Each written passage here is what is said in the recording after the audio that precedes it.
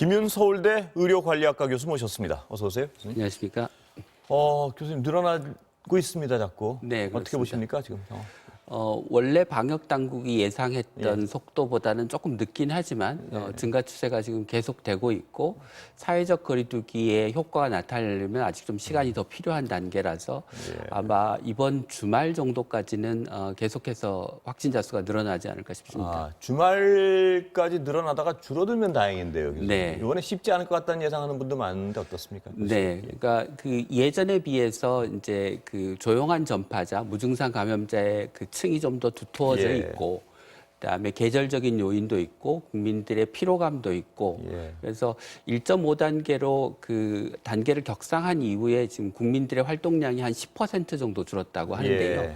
예. 이게 예전에 비해서는 좀 더 적게 줄어든 셈이라 예. 아마 사회적 거리두기 효과가 예전처럼 크게 나타나지는 않을 것 같아 보입니다. 예. 국민들의 어떤 피로감이 커졌다는 방증이겠죠? 네, 그렇습니다. 그런데 문제는 지금 중증 환자 병실 부족 문제가 벌써부터 나오기 시작하던데요. 어느 네. 정도 여력이 있는 거예요, 지금? 어제 그 중앙임상위원회에서 발표한 바에 의하면 수도권에 한 25개 정도의 병상이 남아 있다고 하고 이 숫자는 아마 일주일 이내에 그 소진될 정도라서 정부가 좀 추가적으로 병상 확보를 위해서 좀 노력해야 되는 상황인 것 같습니다.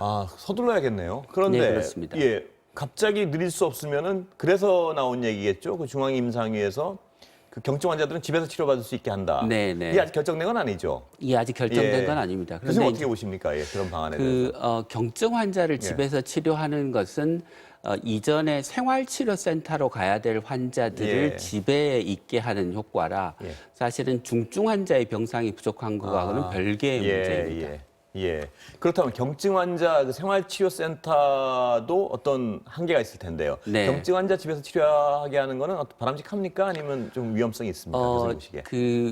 경증 환자 중에서 그러니까 생활치료센터에서 치료받은 환자 중에서 아주 일부가 상태가 악화되는 경우가 있긴 하지만 예를 들면 호흡곤란 등의 증상이 나타날 때 이제 의료기관에 연락해서 다시 입원하거나 하면 별 문제는 없을 걸로 생각이 됩니다. 그런데 이제 우리나라가 지금 뭐 확진자 수가 늘어나고 있지만 외국에 비하면 훨씬 더 적은 수의 환자고 또 집에서 치료하기 어려운 구조적으로 격리하기 어려운 환자들도 있을 것이고 집에 노인분이나 또는 기저질환자가 있는 경우도 있을 수 있어서 집에서 치료하는 것을 병행하거나 보조적인 어떤 수단으로 생각해야지 생활치료센터는 안 가고 모두 다 집에서 치료한다는 아닐 것 같습니다.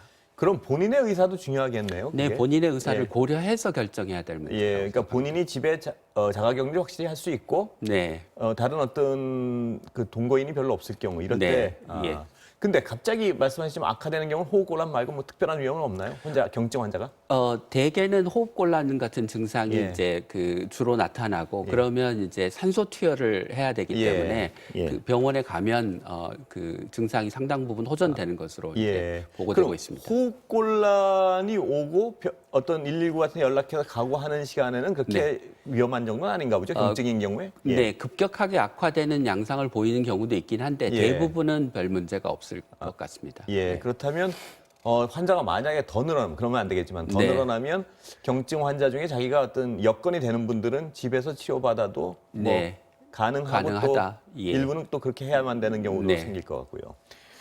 백신 얘기 좀 여쭤보겠습니다. 매일 여쭤봐도 좀 그런데 뭐 초조함에 자꾸 여쭤보는 건데 아스트라제네카가 우리나라에 제일 먼저 맞을 가능성이 많은 건가요? 지금 접종이? 아스트라제네카가 이제 정부하고 좀 오래전부터 구매 계약과 관련된 협상을 해왔고, 그래서 아스트라제네카의 그 임상시험 결과를 우리나라 식약처에서 이제 오래전부터 이렇게 검토를 해왔기 때문에 그 최종 결과만 확인이 되면 신속하게 사용 승인이 나고 그러면 접종을 시작할 수 있을 것 같습니다.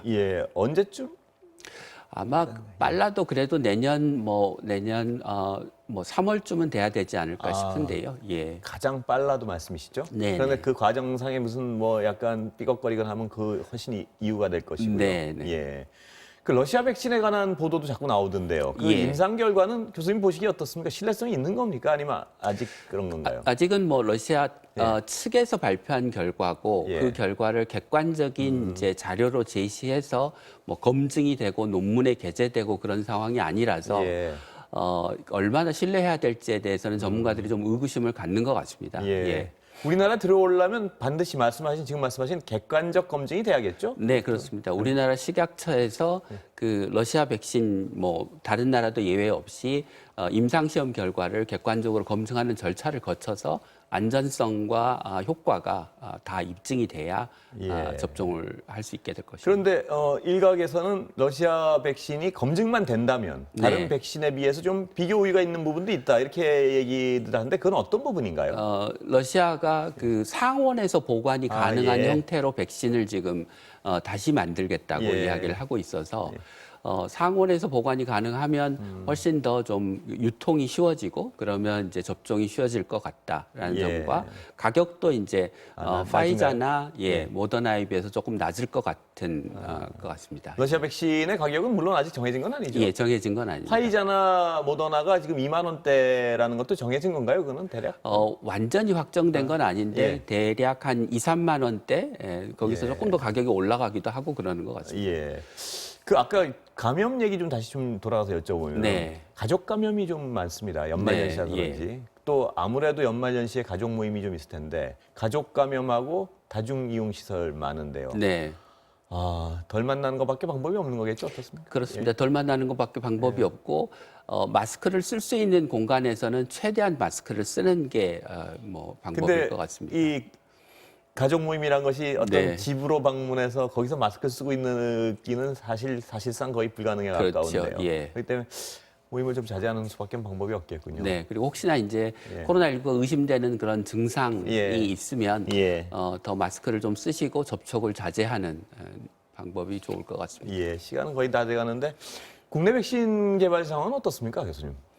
이제 임상 시험에 이제 대부분의 백신들이 이제 들어간 것 같고 예. 아마도 정부가 발표한 바로는 내년 연말쯤 되면 이제 그 최종적인 결과가 나올 수 있을 것 같다 이렇게 이제 얘기를 하고 내년 연말이요. 예, 내년 연말입니다. 그러니까 세계적인 수준에 비하면 상당히 우리가 네, 아직 뭐 늦는다고. 우리가 뭐 그렇게 뭐 잘 하고는 있긴 하지만 예. 우리나라 그 의료나 바이오의 수준이 아직 선진국하고는 꽤 격차가 그렇군요. 있으니까요. 예.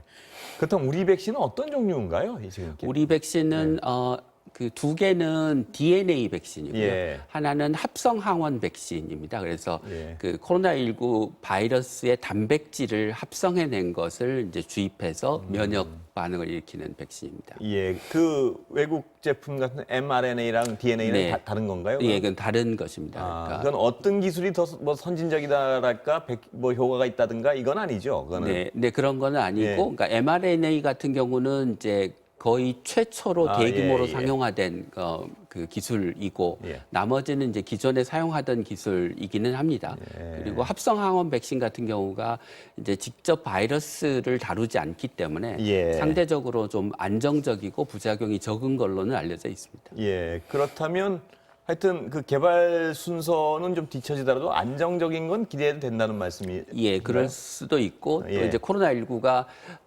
그 장기화될 가능성도 있기 때문에 장기화되면 한 번 백신 맞고 끝나는 게 아니라 우리가 매년 맞아야 될 수도 있고요. 매년 맞아야 될 수도 있습니다. 그러니까 어떤 시기에 상관없이 우리가 개발은 해둬야 되는 거군요. 예, 지금 보니까. 그렇다고 생각합니다. 예, 교수님 오늘 말씀 감사합니다. 예.